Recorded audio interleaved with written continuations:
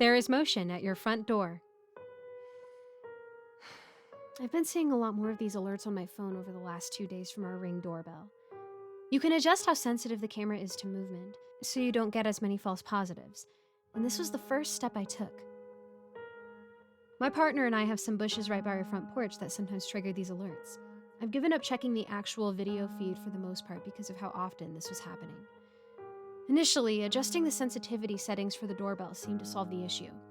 I was relieved because all the false positives were draining the battery of the camera, and it was annoying to have to bring it inside so frequently to recharge it. Recently, though, I started getting more alerts during the day at odd times. They'd stop around bedtime, but picked up again in the early hours of the morning for some baffling reason. The last 2 mornings, roughly around 3 a.m., I received a flurry of alerts on my phone. When I checked the Ring app, the thumbnail image for the video feed was completely dark, and I couldn't make anything out. I checked the live feed and it was the same. This is odd, because I always leave the porch light on at night, so it should have been able to see something. I grabbed my nightstand gun and went to investigate. Opening the door slightly, I peeked outside and realized I had indeed forgotten to leave the porch light on. I like having our porch light well lit at night, as I feel that doing so is a deterrent to would-be thieves. I flicked it on and looked around, but didn't see anyone, so I closed the door. I locked it and went back to bed. The same thing happened again this morning. A flurry of motion alerts around 3 a.m. Even in my groggy state, I'm self-aware enough to acknowledge how incredibly forgetful I am.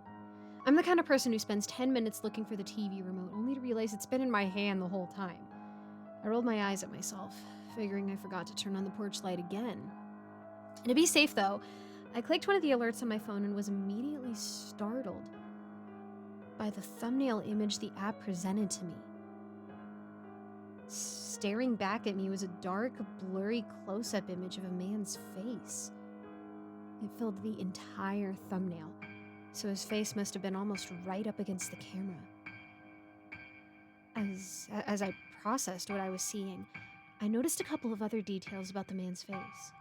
Even with the poor lighting, I could see enough of his face to tell that his eyes were very far apart, so much that it bordered on unnatural.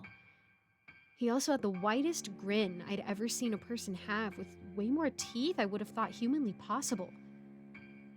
I was so unnerved by this, even with my nightstand gun, I did not want to confront this guy. I clicked on the thumbnail in order to bring up the live feed, but the man appeared to be gone. I still couldn't make out much more of the image, though, so I hesitated for a moment, trying to decide whether to phone the police to be on the safe side or just check things out myself. My partner's a light sleeper, and I didn't want any more worry for the evening, so I simply said that I couldn't sleep and that I had remembered that I had left the porch light off and I just wanted to go and turn it on. There was a pause, and what was said next made the color drain from my face.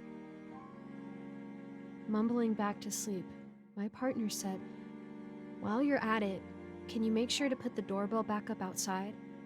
I brought it in the other day to let it charge and forgot to put it back up."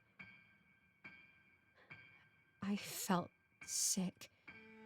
The odd timing of the motion alerts during the day had been the camera picking up on our movements as the device sat charging on the kitchen counter, but the ones in the early hours of the morning, and that face staring into the camera,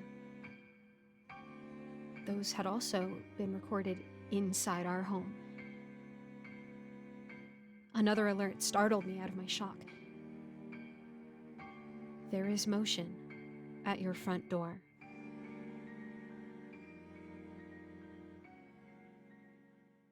Hi everyone, my name is Michelle Renee, but everyone also calls me Giggles. Thank you so much for watching my videos. It really helps a lot. I would also appreciate if you guys liked and subscribed and also hit the notification bell and left comments, all that jazz that you hear from other channels.